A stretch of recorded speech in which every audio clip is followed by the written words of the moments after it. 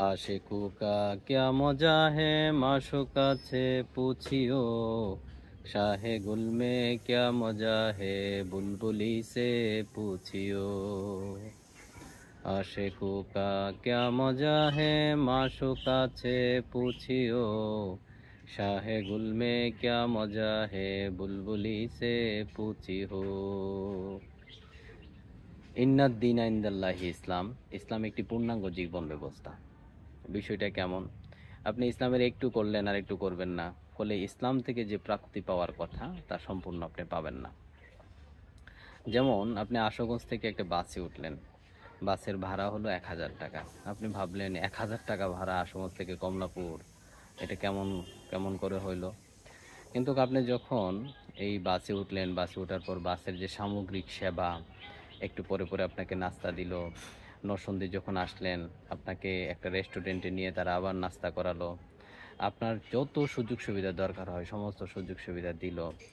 দেওয়ার পর কমলাপুর যখন আপনি গিয়ে নামলেন, কমলাপুর নামার পর তারা আপনার হাতে একটা পুরস্কার তুলে দিল যে আপনার আমাদের বাসে ভ্রমণ করছেন, এই কারণে আপনাকে আমরা আমাদের পক্ষ থেকে একটা উপহার দিলাম। আপনার প্রথম যে মনে হয়েছিল যে ১,০০০ টাকা অনেক টাকা, কমলাপুর নামার পর কিন্তু আপনার মনে হবে না যে ১,০০০ টাকা আমার অনেক টাকা হয়ে গেছে।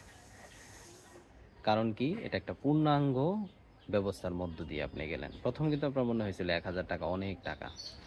যেমন সম্পত্তিতে যে বোনদের অধিকার, দেখা গেল সম্পত্তিতে তার বাবার বাড়ি থেকেও সে একটা পরিমাণ টাকা পাইলো, আবার সে হাজবেন্ডের বাড়িতেও আইসাও সে একটা সম্পত্তির মালিকানা হয়, হাজবেন্ডের অংশ তার অংশীদারি হয়, আবার ছেলের অংশেও তার কিছু না কিছু একটা পাওনা থাকে। ছেলে যদি ইসলাম মানে, হাজবেন্ড যদি ইসলাম মানে, ভাই যদি ইসলাম মানে, বা বাবা যদি ইসলাম মানে, তাহলে দেখা যাবে আপনার যে ঘাটতিটা, এই ঘাটতিটা আর নাই। অর্থাৎ পূর্ণাঙ্গ প্রাপ্তিটা আপনার হয়ে গেল। আপনি দেখা গেল জাকাত দিলেন, আপনার মনে হলো যে জাকাত দিয়ে তো আমার ক্ষতি হয়ে গেছে, প্রায় ১০ লাখ টাকা জাকাত দিলাম, কিন্তু এই জাকাতটা যখন সমাজে ছড়ায় গেল, তার একটা উৎপাদন ব্যবস্থার সাথে জড়িত হইলো এই টাকাটা। আর অর্থ যখন উৎপাদন ব্যবস্থার সাথে জড়িত হয় তখন আরও অর্থ তৈরি করে। কারণ শুধু লিকুইড ইজ নট অর্থ। আমরা যে টাকাটা দেখি এটা অর্থ না। আমরা যে সুখ পাইতেছি, আমরা যে রাস্তাঘাটে গেলে সুন্দর রাস্তা ব্যবস্থাটা পাইতেছি, সবাই যে উৎপাদন ব্যবস্থার সাথে জড়িত উৎপাদন ব্যবস্থাটা পাইতেছি, এটাও একটা অর্থ। কারণ আপনার কাছে যদি ১০ লাখ টাকা থাকে, তার চেয়ে আপনার পরিবারের সবার কাছে যদি ১০ লাখ থাকে, এটার উৎপাদন মানে বেনিফিট খুব বেশি। কারণ আপনি ১০ লাখ টাকা দিয়ে হয়তো বা একা উপকৃত হবেন, বাকি যে পরিবারের সদস্যগুলো আছে তারা বেকার থেকে যাবে, বেকারের বোঝা কিন্তু সমাজের উপরে পড়বে। কিন্তু সবাই যদি উৎপাদন ব্যবস্থার সাথে জড়িত থাকে তাহলে সবার একটা নিজস্ব উৎপাদন শক্তি আছে, উৎপাদন শক্তিটা যখন ব্যবহৃত হবে সমাজ তখন ধীরে ধীরে উন্নতির দিকে যাবে।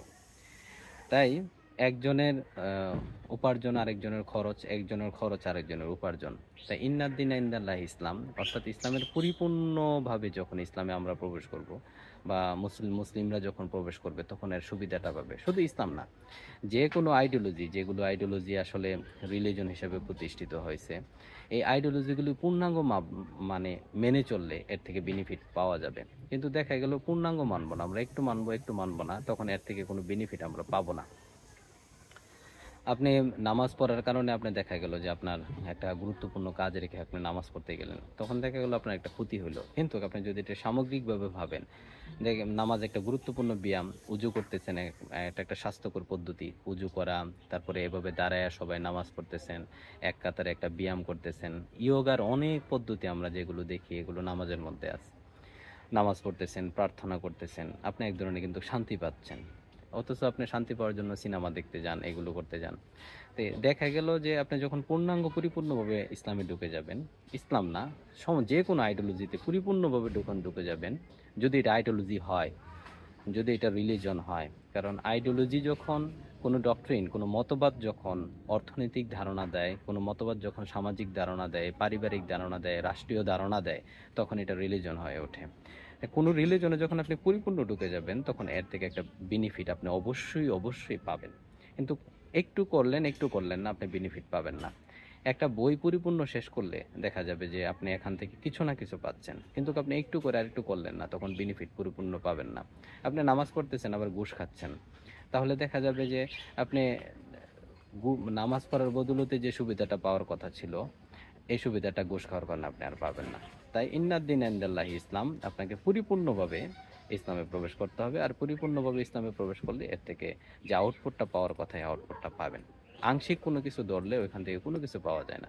যে আমি মাছও ধরলাম, ক্রিকেটও খেললাম, ফুটবলে খেললাম, অনেক কিছু নিয়ে আপনি ব্যস্ত থাকলেন, ফলে ওইখান থেকে যে পরিপূর্ণ স্বাদটুকু পাওয়ার কথা, এটা আপনি পাবেন না।